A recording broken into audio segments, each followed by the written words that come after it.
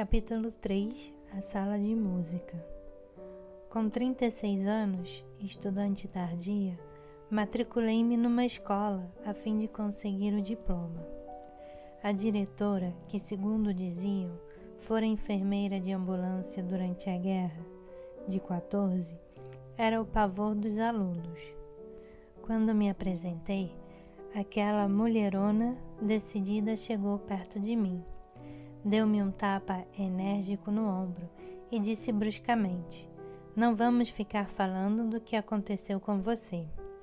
Para mim, ela foi uma aliada generosa, que se empenhou no meu sucesso. Comecei a aprender o que há sob o envelope. Ossos com um número incrível de superfícies articulares, tuberosidades, tubérculos, músculos, uma meada de fios que, para desembaraçar, era preciso saber onde as pontas começavam e acabavam. A complicada rede dos nervos. Tudo isso desenhado direitinho, a partir de um cadáver apresentado num dos tomos do Rouvier, livro que meu marido usara nos primeiros anos do curso de medicina. A linguagem era fácil, mas a minha dificuldade era admitir que esses desenhos petrificados, tão técnicos quanto os de uma máquina, pudessem corresponder à realidade do corpo vivo, que me parecia sempre em movimento, carregado de energia, uma unidade e não a reunião de peças soltas. Uma noite, larguei de repente o livro que estava lendo e telefonei para a senhora Ehrenfried. "Venha à aula amanhã às 5. Chegue uns 10 minutos mais cedo." Desliguei impressionada com a musicalidade da voz, que tinha um leve sotaque alemão. No dia seguinte, deparei com uma mulher de certa idade, grande, forte, de cabelos brancos bonitos e curtos. O olhar penetrante logo parou acima do meu rosto. "Pensei que você fosse loira." "Como?" "Você tem voz de gente loira." No fundo da grande sala clara, cuja janela dava para o cemitério de Montparnasse, havia um imenso piano de cauda e uma porção de tapetes coloridos. E flores, muitas flores, em cima do piano, nos vasos que estavam no chão em volta da sala toda. Voltou-se para mim. "Espere um momento, por favor. Pode sentar-se." Mas não havia cadeiras. Quando ela voltou, desculpei-me por ter chegado tão cedo. "Talvez a senhora queira preparar sua aula." "Nunca preparo aula. É preciso trabalhar de acordo com os participantes. Basta ver como eles são para saber do que precisam. Uma aula preparada com antecedência está de antemão fracassada." "Ver? Como?" "Aprenda primeiro a ver-se, em seguida a ver os outros e, enfim, faça com que eles se vejam. Essa é a tarefa mais importante do trabalho para o qual você está se preparando." "E os exercícios?" "Os quê?" A voz subiu uma oitava. Não tive coragem de repetir a pergunta. Essa palavra não existe no meu vocabulário e não deve existir no seu, se você quer fazer um trabalho que preste. Em seguida, como tentando apagar imediatamente e de uma vez por todas as ideias errôneas já adquiridas, olhou-me bem e pôs-se a explicar a essência do seu método. "Aqui, nunca fazemos a repetição mecânica de um movimento. Forçar o corpo a agir contra seus reflexos inconscientes não serve para nada. Não tem efeito duradouro, assim que a atenção se distrai. O corpo retoma seus velhos hábitos. A explicação escolar é imediatamente esquecida. O que tentamos fazer é tornar perceptível a sensação, o que há de defeituoso nas atitudes e movimentos executados involuntária e habitualmente. É a experiência sensorial do corpo que buscamos. Já reparou que na minha casa não há espelhos? As paredes estavam cheias de estantes com velhos livros encadernados, revistas de medicina, obras em alemão, partituras musicais. A descoberta que o aluno faz de si deve vir de dentro dele mesmo e não do exterior. Ele não precisa dos olhos para verificar o que o corpo faz. Toda atenção deve concentrar-se no desenvolvimento das percepções não visuais. De qualquer jeito, os olhos só podem ver o que está diante deles. Abanei com a cabeça para mostrar que eu compreendia, mas ela nem me olhou. Quando, enfim, o aluno consegue tomar consciência de um movimento desajeitado ou da imobilidade de uma parte do corpo, experimenta um sentimento desagradável, quase incômodo. O corpo fica com vontade de aprender um jeito melhor de se movimentar ou de se manter. Cabe a nós dar-lhe a oportunidade de criar novos reflexos, que lhe permitirão o rendimento máximo que deseja, pois o corpo é feito para funcionar ao máximo, senão ele se estraga. E não só os músculos, mas todos os órgãos internos. Bem, tudo isso vai ficar mais claro depois. Basta escutar. Sim, senhora, vou escutá-la. Não adianta nada se você não escutar também o seu corpo. Tocaram a campainha. Várias pessoas de idades diversas entraram. Ao todo, éramos 12. Mais tarde, soube que alguns eram kinesioterapeutas clássicos, insatisfeitos com os resultados obtidos junto aos pacientes. Havia também um médico que praticava a acupuntura, uma professora de excepcionais e pessoas com corpos visivelmente deformados que vinham em busca de auto-reeducação. A senhora Ehrenfried puxou um tamborete da entrada e sentou-se. Espreguiçem-se. Fico parada, não sei o que fazer. Vamos, pode espreguiçar-se de qualquer jeito, como quiser, como um bebê ou como um gato. Não é fácil espreguiçar-se a frio. Quando eu era pequena, eu era proibida de me espreguiçar, sobretudo à mesa. A senhora Ehrenfried veio me ajudar. Abaixe-se um pouquinho para a frente. Levante um pouco os braços diante do corpo. Pense que a parte superior de seu corpo vai se esticando para o céu. Agora, flexione ligeiramente os joelhos. As coxas, as pernas vão se esticando para a terra. Imagine que a cintura é a fronteira entre o céu e a terra. E as costas? Está sentindo como elas espicham? Abano a cabeça, mas ela não estava esperando a resposta.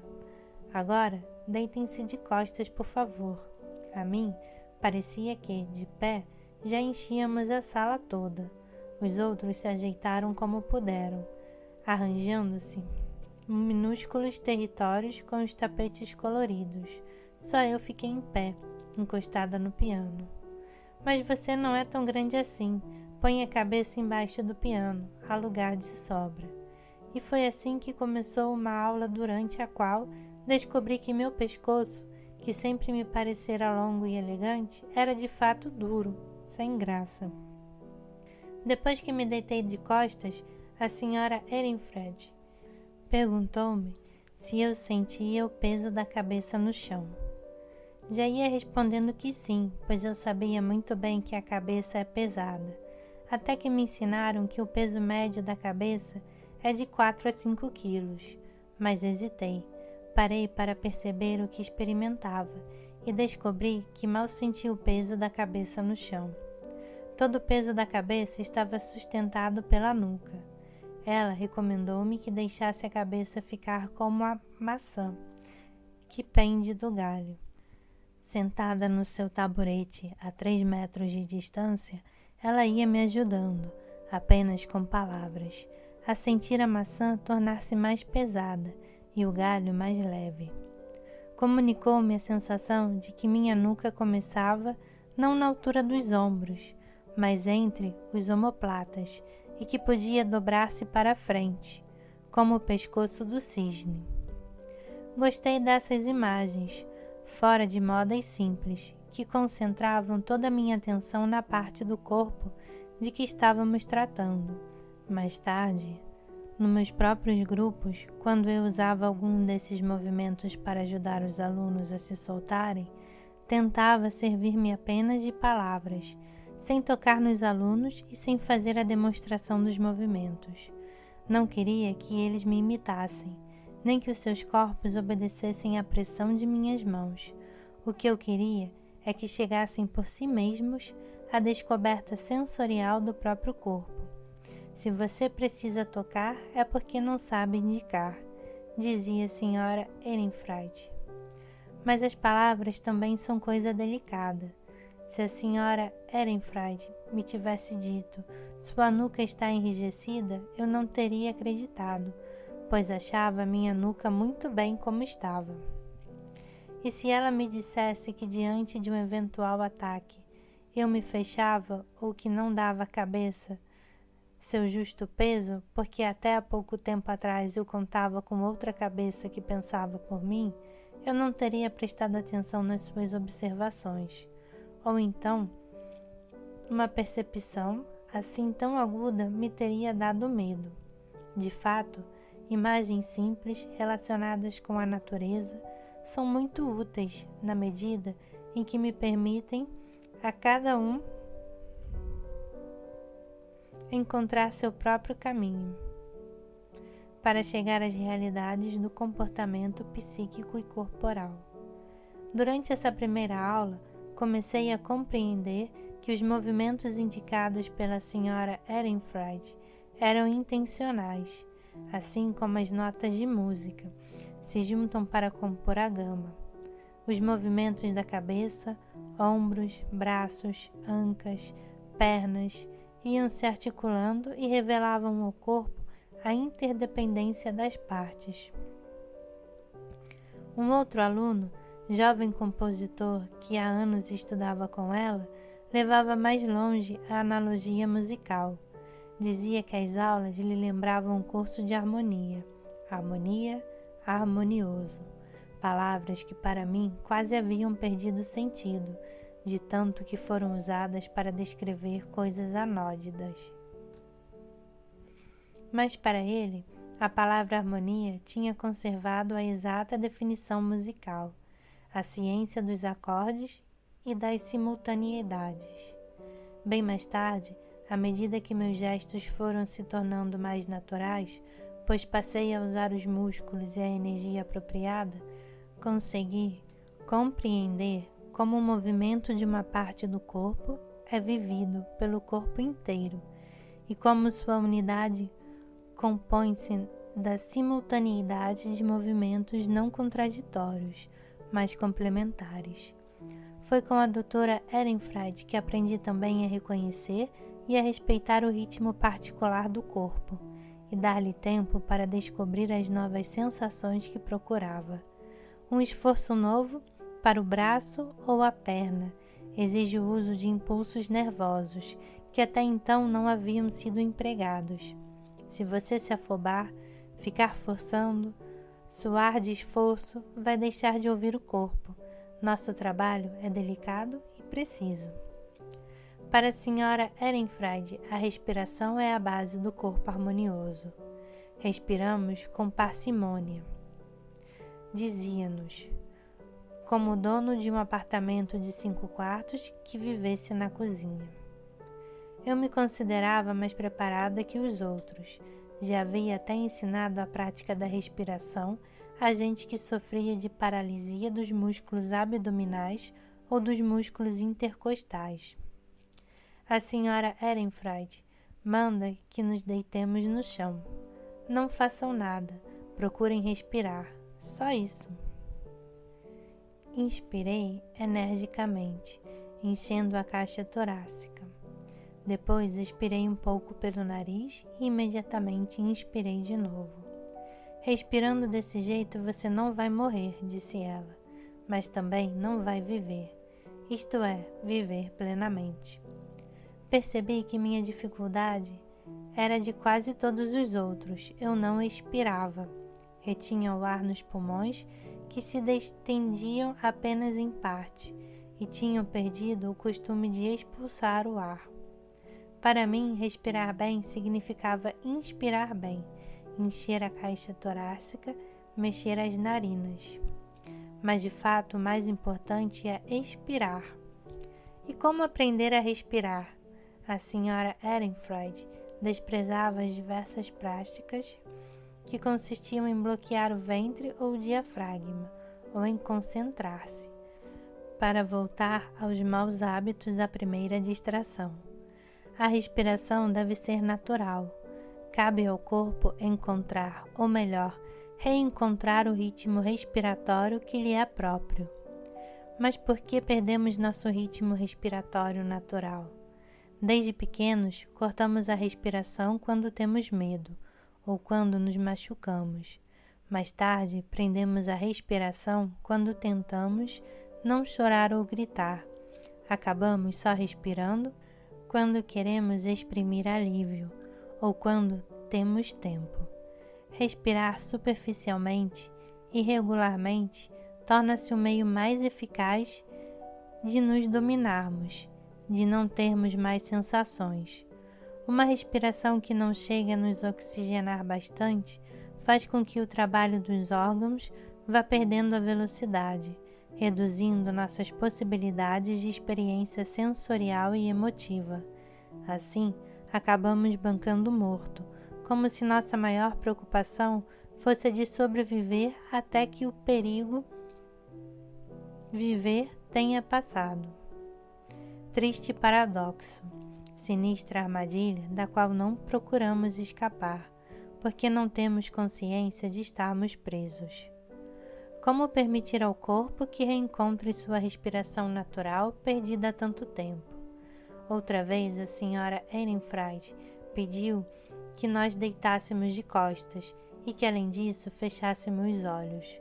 Falando bem baixo, embalando-nos com suas palavras, mandou-nos imaginar que os olhos, em vez de sair da cabeça, estão descansando nas órbitas, como pedrinhas que deixamos cair numa poça d'água. Esperem que os círculos parem. Relaxei-me e por um momento deixei de lado minhas preocupações cotidianas.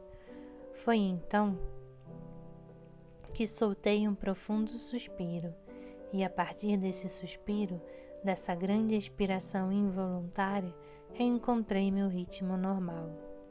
Em vez de expirar generosamente, de soprar avaramente e de logo em seguida expirar de novo, eu tinha acabado a respiração em 3 tempos. Inspirava, expirava completamente. Meu corpo esperava. Esperava ter a necessidade de ar antes de respirar outra vez. Soube depois que essa pausa correspondia ao tempo de que o corpo precisa para utilizar a provisão de oxigênio trazida pela respiração anterior.